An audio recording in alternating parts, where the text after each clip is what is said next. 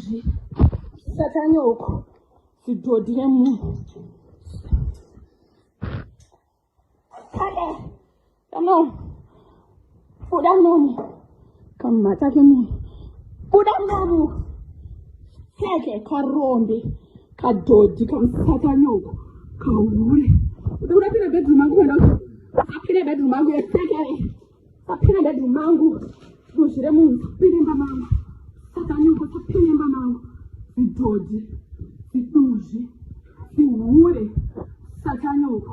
Usathina Maroko no anaphisa nokubasira kamata ke mu Satanyoko.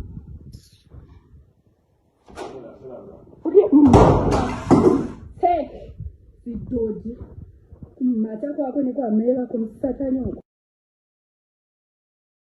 Baiza, manini senu chiwatsura. Savaka senge vachitaura ka podcast.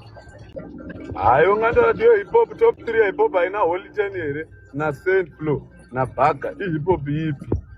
Maravo ravepo rekutsura rana root nekutsura senu zvakazenga achitaura podcast achitaura about Mickey Black. Tolikisa risindiria disiri. Next week. Tolikisa dis. Management ikuramba ona apa tikuda kumbouyu. Apa tumbo pusha beer negear. Andabuditsana ulenge ndee. Ina ndakuramba kuti vanhu vari mu top 3 but ndinoda kungoziva kuti Holy Ten na Saint Flow na Baga havasi mu top 3 hip hop here.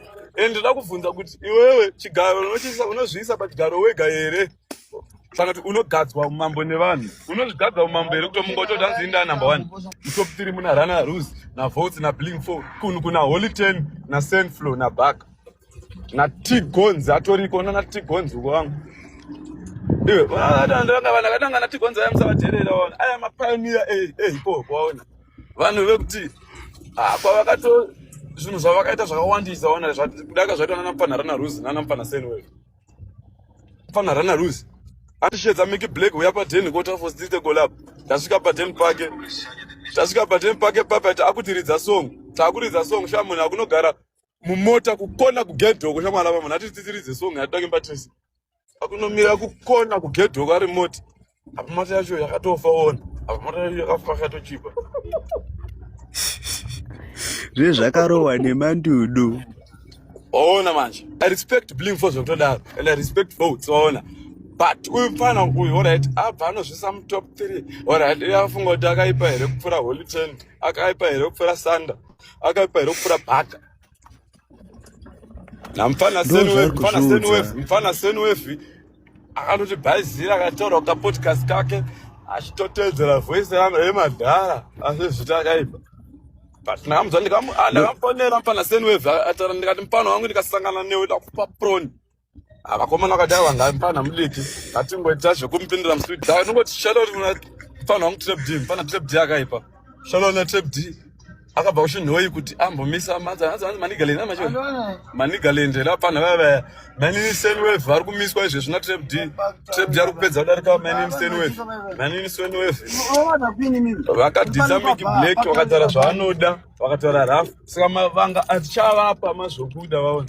Wasi tenge tiri ready baba tenge tine mandanya ende tenge tichibika ende atisi kuzorora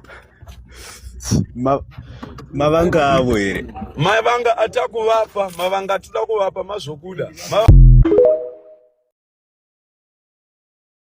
vaona mfana Senwell vakaipa dhemu pangu iwe ndine footage mfana Senwell vachinokumbira rega rapfugama inini iwe ndine footage wangu ndinawo mavidhiyo iwawo ndichamanekisa mpana padhemu pangu achinokumbira rega kuti Mickey Black soye wangu nekukutaura kwanakaita bvunza zvezvi mfana Senwell kuti akufamba here manheru zvekudaro bvunza mfana Senwell kuti anonyanya kufamba manheru here kana wakaipa wanapoa ndiri kunyebera bvunza so oh my god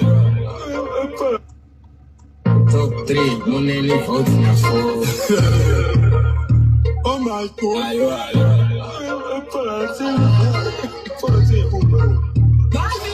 wakapinzana vondi kapinzana 10 nini newe takatoma kana kota 10 hip-hop dzingataurezana paka 10 let's go bro sunga chombo 10 mfana Rana Rose akagara ari 1 wow asisina ana friend vanhu vese valinga nawo akabuka kuti anga mfana Senwell akabuka ana atiperi afunga kuti aperi wona ndinganonzwa mudumbu panonzwa masongo zvanampana Senwave mpana wake kuManicaland ikoko waiza iwe ndakasituma mpana wangu ndakamfonera inini mpana Trapd mpana wangu chuya warare upedzere mpana weManicaland izvo zvatwasiye mpana Senwave akumburudzwa nampana Trapd mpana wangu ndakamudzana mpana wangu mpana wangu pedza nevana